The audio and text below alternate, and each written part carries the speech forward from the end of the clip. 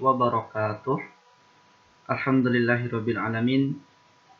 Anak-anakku kelas 3 MI Muhammadiyah Karanganyar yang sholih dan sholehah, semoga kalian semua dalam keadaan baik-baik saja dan selalu dalam lindungan Allah Subhanahu wa taala. Anak-anakku, kita kembali lagi pada pembelajaran akidah akhlak, masih pada bab yang sama dari minggu kemarin, yaitu larangan durhaka kepada orang tua. Pak Guru ingatkan bahwasanya orang tua itu merupakan orang yang paling banyak pengorbanannya bagi kita. Mereka merawat dan mendidik kita sejak lahir hingga sampai sekarang ini. Oleh karena itu, kita tidak diperbolehkan untuk durhaka dan menyakiti hati mereka, karena hal tersebut merupakan dosa yang besar. Itu ya anak-anak. Lanjut ya, pada minggu yang lalu kita sudah belajar, yaitu menghindari perilaku durhaka kepada orang tua. Nah, pada saat ini kita akan melanjutkan materi dari 3 pembahasan tersebut, yaitu yang pertama, bentuk-bentuk perilaku durhaka kepada orang tua. Kemudian yang kedua, kisah Kan'an yang durhaka kepada orang tua. Nah, hari ini kita akan belajar 2 pembahasan ini. Oke, langsung saja. Yang pertama yaitu bentuk-bentuk perilaku durhaka kepada orang tua. Apa saja toh bentuk atau perilaku yang mana perilaku tersebut dapat dikategorikan sebagai durhaka kepada orang tua. Yang pertama yaitu, sebelumnya ternyata bentuk durhaka kepada orang tua itu sangat bermacam-macam dan ada tingkatan-tingkatannya. Nah, diantaranya yang pertama itu dalam bentuk ucapan. Nah, durhaka dalam bentuk ucapan itu seperti apa? 1, mengomel atau marah-marah pada orang tua, kemudian mengatakan Jadi kalau kita diperintah oleh orang tua kita malah mengatakan itu juga sudah termasuk durhaka kepada orang tua. Apalagi membentak, menghardik dan menghina orang tua, itu merupakan durhaka yang durhaka yang tinggi tingkatannya. Nah, jadi anak-anak dilarang ya untuk mengomel, mengatakan membentak, menghardik dan menghina orang tua. Kemudian yang kedua, dalam bentuk perilaku atau perbuatan. Itu seperti apa contohnya? 1, tidak menghiraukan panggilan orang tua. Ya, kalau dipanggil malah sibuk mainan HP, dipanggil sibuk nonton TV, sehingga hal tersebut membuat kita untuk menyakiti hati orang tua, ya, karena orang tua sudah memanggil tapi kitanya tidak datang. Kemudian kalau pergi tidak mau pamit, kemudian tidak patuh pada nasihat orang tua, kemudian berperilaku tidak sopan dan sebagainya. Nah, ini adalah bentuk-bentuk perilaku durhaka kepada orang tua ya anak-anak. Kita harus menghindari contoh-contoh ini semua, ya. Nah, perlu diingat seperti yang Pak Guru katakan tadi, bahwasanya mengatakan saja itu tidak diperbolehkan atau termasuk dalam durhaka kepada orang tua. Nah, mengatakan saja tidak boleh, apalagi hal-hal lain yang lebih besar dari kata tersebut yang membuat hati atau fisik orang tua kita sakit atau terluka. Itu merupakan dosa yang besar karena kita sudah termasuk durhaka pada orang tua.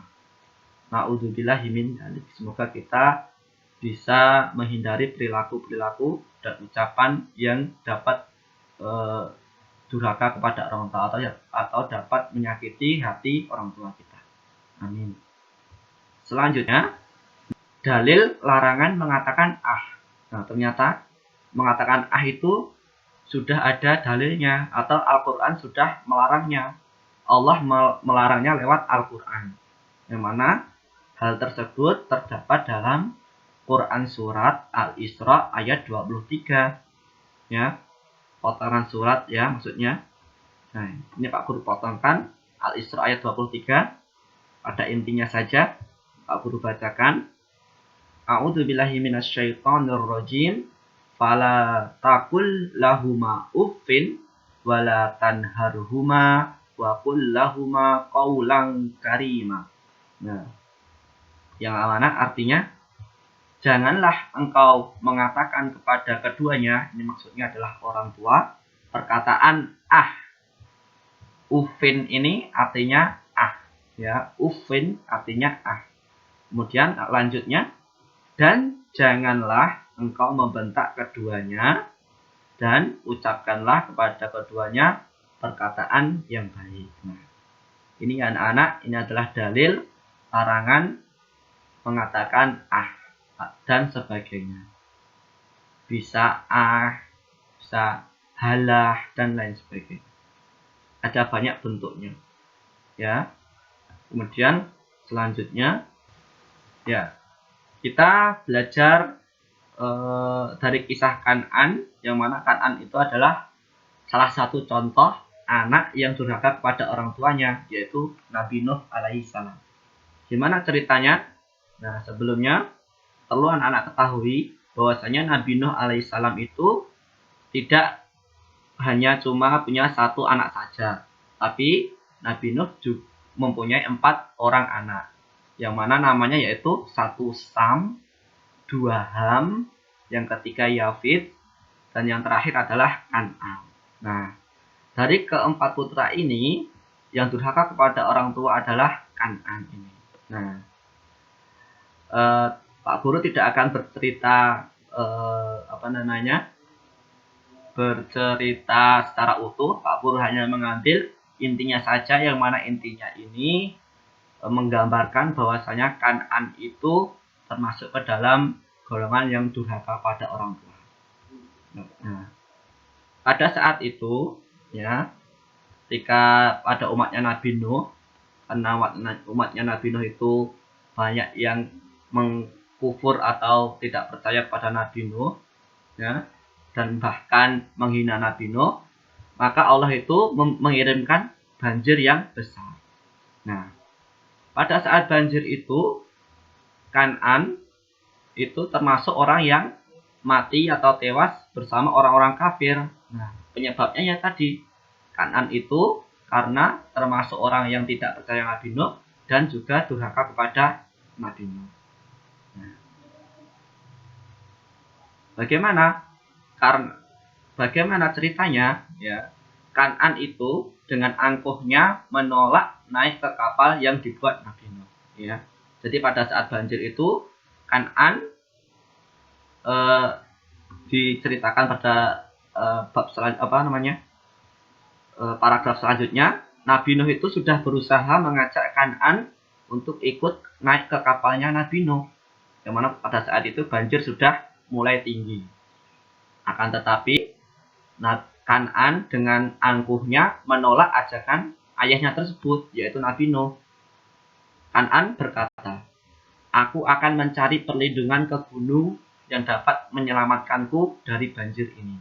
Jadi, Kan'an itu lebih memilih untuk naik ke puncak gunung yang tinggi daripada naik ke kapalnya Nabi Nuh, yang mana ketika dia mau untuk naik ke kapal Nabi Nuh itu sudah dijamin keselamatannya. Tapi Kan'an karena dia itu termasuk orang yang kafir dan durhaka, maka dia itu tidak mau untuk naik ke kapalnya Nabi Nuh.